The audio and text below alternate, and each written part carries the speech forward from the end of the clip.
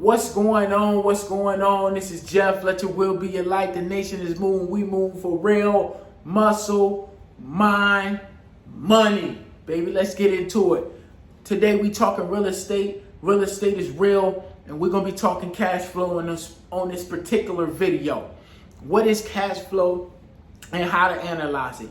Basically, cash flow is the rental income minus the expenses that go along with the property. Whatever you have left over is the cash flow. Now, the problem we run into is how to analyze that cash flow correctly. That's the problem we run into. That's the problem I ran into when I first started buying real estate. I didn't know how to calculate the expenses properly. So I don't want you to have the same problem that I had when I ran in that head first, because I'm a bull. The people that know me know I'm a bull. I attack the problem and bam, then the problem is all over me. But I don't want you to have that same experience that I have. So we're going to break this thing down to the basic rudimentary level. Let's just say, look, and I already got the cash flow written out. Sometimes I'm smart. Basically, if we got a house, let's say that house is worth $25,000. I use $25,000 because, you know, it's easy to doggone calculate, right? Let's just say this house, door, unit, whatever you want to call, is bringing in $500 a month. Let's say that tenant in there is paying you $500 a month on this $25,000 investment that you made into this property. Let's just say, okay, the mortgage on this property is $150. Let's just say mortgage, $150, insurance is $50, and let's just say the taxes is $50, right? And we're going to minus all of this from this $50. So we just going to add this up. This all together is $250. We're going to minus that $250 from $500, and that gives you $250, right? So let's just say the mortgage, insurance, and taxes all equal $250. Then we took that away from the actual gross income of this property, leaving us with a cash flow of, right? Cash flow of $250. Or is it $250? This is what a problem run in, because this is what people stop when they analyzing the deal. But this is not where you should stop, because it's little nuances to this game. Okay, now let me tell you, if you're managing your own property, you don't have to account for property management. But if you're not managing your own property, you have to account for management, right? Management. Typically, that's going to run you 10%, right? And 10% of $500, which they calculate this off the gross income. What is 10% of $500? That's $50, right? So that's another $50 taken out of that $250. Okay, all right, bills. People say, what is bills? What you mean bills? I already paid the bills. No. What if that person was paying a water bill? What if that landlord, before you bought this property, were paying the water bill, okay, or paying the gas bill, okay, or this house is on the same meter as another house, okay, I already said the light bill, sewage bill, whatever it is, right? Something attached to this property that landlord was paying as a benefit for this tenant being in this property. You have to account for that. We're gonna just put a question mark sign right there, and we just gonna put dollars right there, right? Okay, you gotta account for that. Sometimes they ain't paying nothing, but you have to go down the list and see what's going on. That's how you really analyze.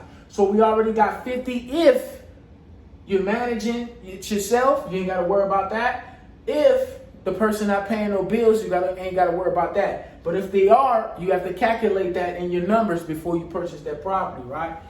Also, what else? Lawn care.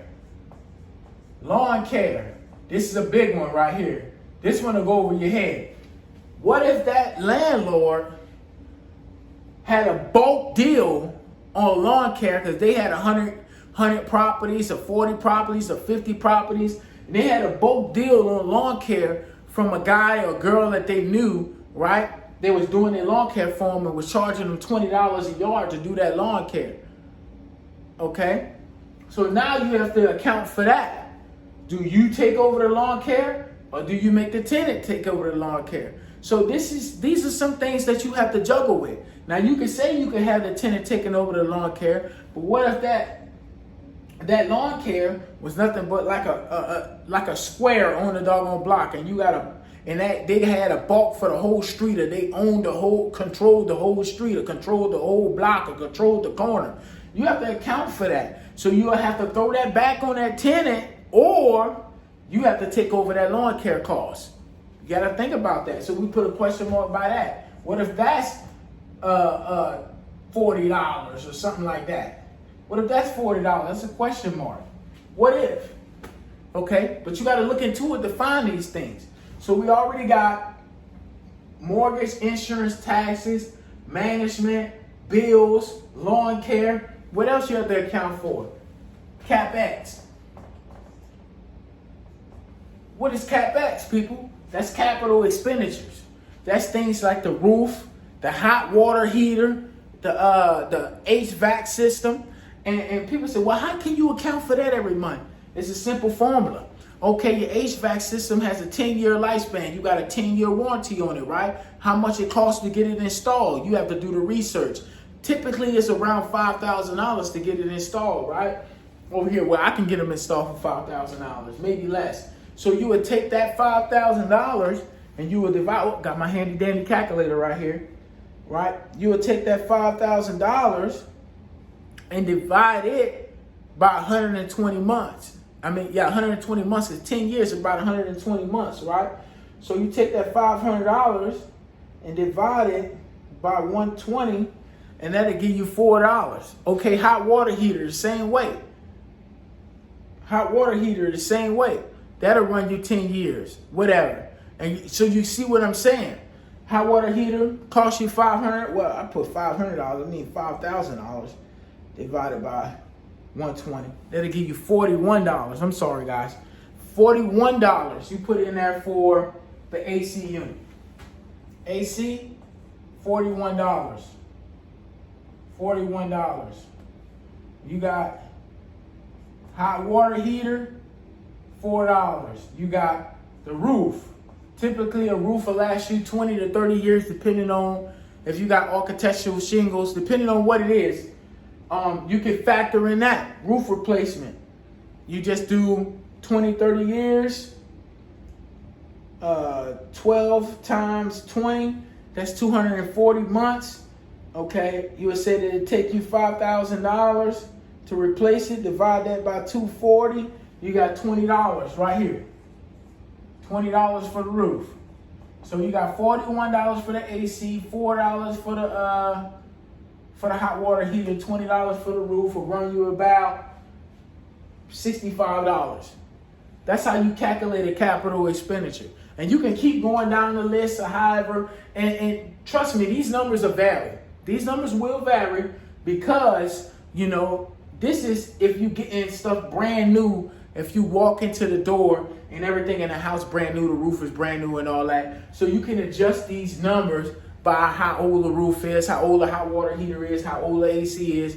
And you can adjust those numbers accordingly and factor that into taking that out of that cash flow, right? So let's just say we took that $61 out of here, right? That'll bring us down to, and I don't like to do this, I like to just go ahead and do this the smart way. Divide 61, that's $189, right? Let's just say you wasn't managing it, so you minus $50 from that. You bring that down, that's $139. Let's say you took that $40 out of there, you at $99. We're gonna just say $100, right? Let's just say you had $100 off of this property, right there. Let's just say you had got $100 off of this property, all right? $100, and this is how you get a cash on cash return. So $100 times 12,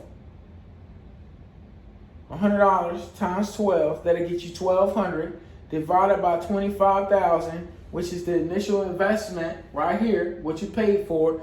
That'll get you you say 8 round up, a 5% return. So you invest $25,000 of not your money, and you make $100 a month. That'll get you a 5% return on that $25,000. We ain't even factor in over here. We ain't even factor in vacancy at 3%, because you don't think it's going to be filled all year round. But you see what I'm saying? That's how you factor in your vacancy, you factor in your CapEx, you factor in lawn care, bills management. As long as all of you go through all of this stuff right here, and this number is what you want it to be, 5% may be a good return for you. The average stocks returns 7%. Okay, S&P 500, all that kind of stuff. Average returns 7 to 8%, 6 to 7%. Okay, it's a good median.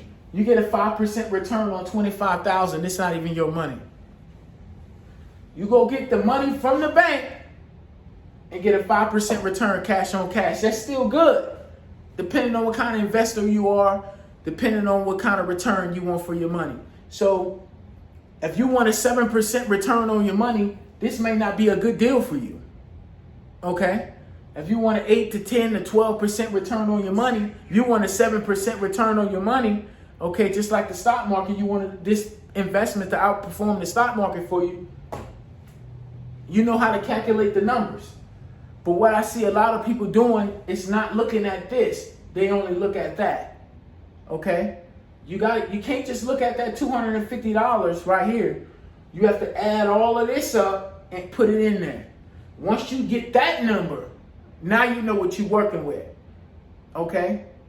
This is the truth behind real estate. People don't do the numbers, but I want you to do the numbers. I ran into that problem as well because I didn't know about this when I first got in, but now I do. So I'm going to educate you before you make the same mistake that I did and a lot of other people do. Do the numbers. Do the homework. Do the numbers. To the next video. This is how we analyze cash flow. To the next video. And matter of fact, you like, share, comment on this thing, man. Tell me what you think. Tell me if I missed something. My investors out there, tell me if I missed something or did I teach you something new? Okay? Until the next video. Light work.